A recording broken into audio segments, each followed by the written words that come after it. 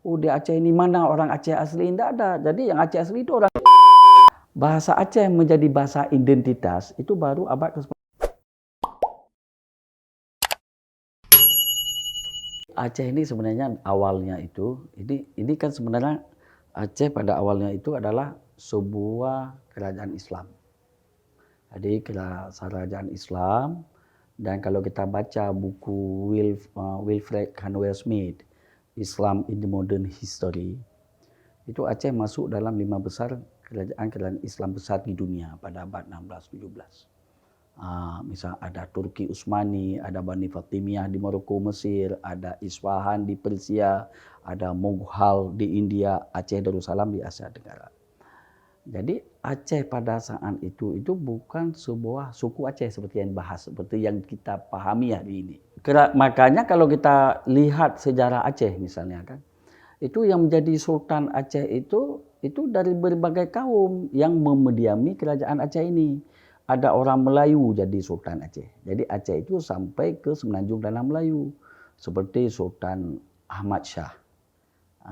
Sultan Alaidin Mansur Shah dari Perak. Sultan Iskandar Sani dari Pahang. Kemudian Sultan Buyung dari Padang. Jadi ini semua yang menjadi penguasa di Aceh semacam agung di Malaysia hari ini. Jadi Bandar Aceh ini adalah ibu kota kerajaan dari raja-raja kecil, raja-raja yang ada dalam wilayah kerajaan Aceh Darussalam. Kemudian apa bahasa pengantarnya? Bahasa pengantar itu bahasa Melayu. Jadi yang menyatukan Aceh dulu adalah dunia Melayu, bahasa Melayu.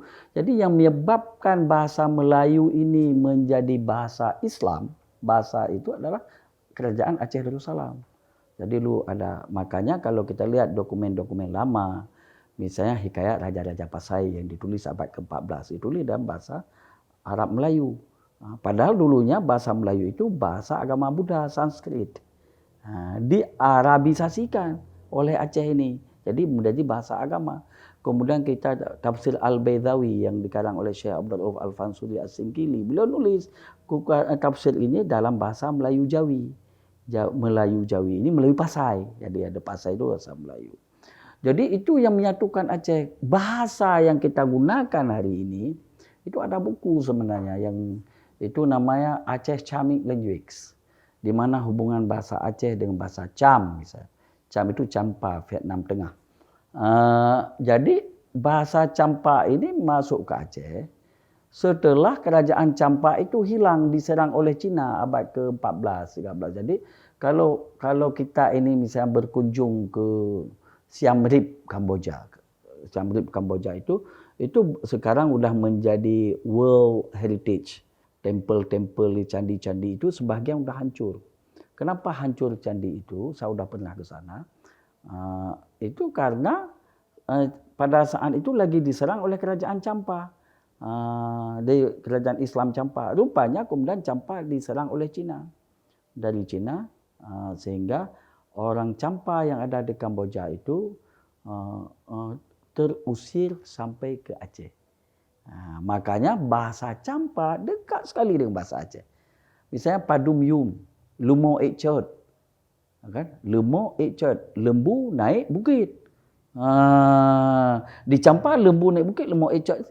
Bahkan itu jenis makanan yang sangat popular di Champa. Jadi daging lembu diiris kecil-kecil, kemudian dibakar di atas tungku cot itu. Maka dia bilang lemau ekcot. Saya pergi ke makanan itu. Sadwa, leput, ada buku itu. Jadi banyak. Jadi kalau bahasa Aceh kita pengaruh bahasa lokal Gayo, bahasa Champa kemudian pengaruh bahasa Cina. Sehingga hampir berpisahlah dua bahasa ini. Makanya kalau kita lihat dari segi sejarahnya, bahasa Aceh menjadi bahasa identitas itu baru abad ke-19 ke atas. Seperti kita lihat dalam hikayat Pecut Muhammad yang ditulis dalam bahasa Aceh. Dulunya tidak pernah ada hikayat atau dokumen-dokumen lama yang ditulis dalam bahasa yang Aceh ini, karena bahasa Aceh itu bahasa oral, bukan bahasa ilmu, bukan bahasa istana. Yang bahasa istana itu bahasa Melayu. Bahasa Melayu awalnya itu adalah Melayu Pasai. Maka dari Pasai berkembang ke Johor, berkembang kemudian dikembangkan oleh kerajaan Aceh Darussalam, kemudian Riau, Johor Riau itu sama, yang Pulau Penyengat, baru kemudian menjadi bahasa Indonesia dan bahasa Malaysia. Jadi kalau Aceh ini berperan dalam menjadikan bahasa Melayu sebagai bahasa persatuan. Nah, dalam sejarah ini. Nah, jadi kapan Aceh ini bahasa yang kita baca, bahasa Campa ini menjadi bahasa pengantar, seolah bahasa Aceh itu kapan jadi? Itu setelah Aceh melemah dalam tataran politik internasional. Jadi orang Aceh itu kehilangan identitas kemudian karena sebagian wilayah kerajaan Aceh diambil oleh Inggris dan Belanda di Semenanjung Tanah Melayu, sebagian wilayah kerajaan Aceh itu diambil oleh Belanda di Sumatera bagian barat, dari Padang sekarang, ya kan? Itu wilayah kerajaan Aceh karena itu Aceh juga dulunya. Karena Aceh Padang itu bagian daripada orang Aceh. Makanya orang Padang itu jadi sultan di Aceh biasa. Ya, jadi itu adalah sama seperti di antara kita hubungan sekarang misalnya antara Jakarta dengan Aceh, Jakarta dengan Jogja, Jakarta dengan Kalimantan, Jakarta Sulawesi, Jakarta dengan Papua. Jadi Aceh itu adalah sebagai pusat bandarnya itu di Aceh semuanya.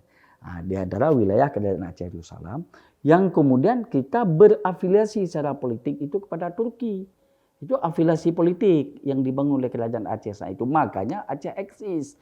Maka kalau kita baca buku Takeshi itu, misalnya tentang disebutkan Aceh Trade, bukunya Aceh Trade, Politics and Religion, kalau tidak salah bukunya Takeshi itu yang terbaru.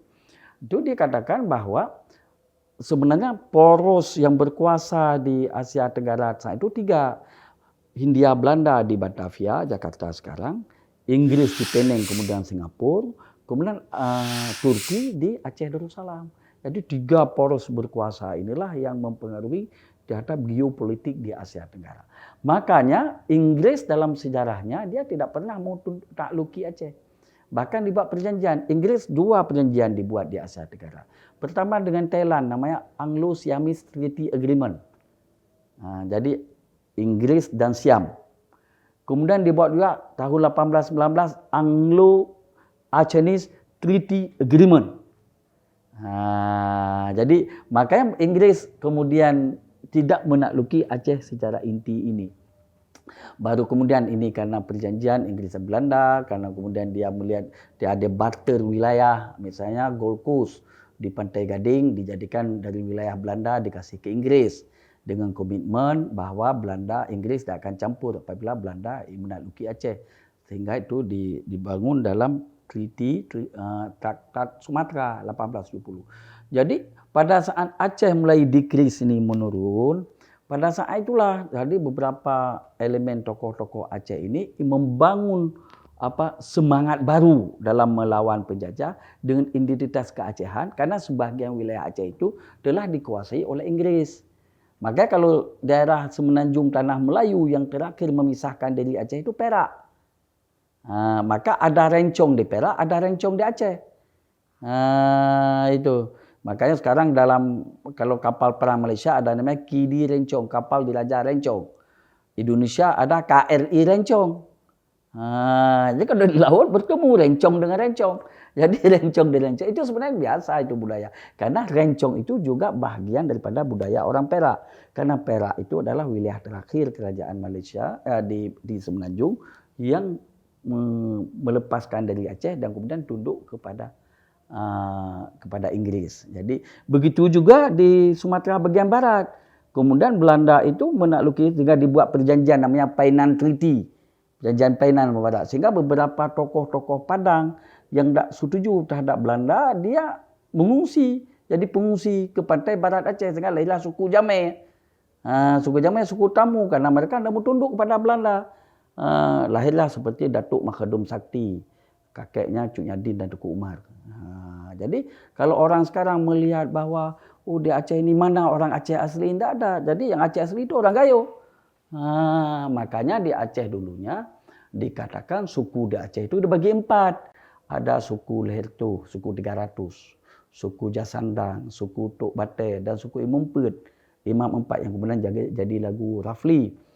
Suku 300 siapa? Gayo, Batak itu suku 300. Suku asli namanya orang Aceh. Dilambangkan dengan 300 orang pasukan daripada Merah Johan. yang menjadi Sultan Aceh pertama, Sultan Johan Shah Dhilullah fil Alam, orang Gayo, orang kerajaan Lingga. Kemudian orang India di Aceh namanya suku Jasandang. Kemudian Tok Batek campur ada Melayu, ada Jawa, itu nama suku Batek. Kemudian Imam Pet ini adalah suku-suku yang berasal dari penguasa-penguasa yang datang mengungsi ke Aceh saat itu. Jadi makanya di Aceh itu melting pot dia. Jadi tidak ada bicara saya ini Aceh, dia itu bukan Aceh, tidak ada. Yang ada saat itu adalah pemersatunya Islam. Maka Islam di Aceh itu lebih kepada Islam yang moderat dia, karena dia maka kalau pemersatunya hilang, maka dengan sendirinya Aceh itu hilang identitas. Maka identitas Aceh Islam itu. Maka Islam di Aceh tidak perlu diformalkan. Ini kenapa Aceh sekarang jadi masalah hari ini itu karena memformalkan Islam, karena Islam itu dijadikan sebagai konsumsi politik. Jika video ini bermanfaat untuk Anda, silakan subscribe, like, dan nyalakan loncengnya.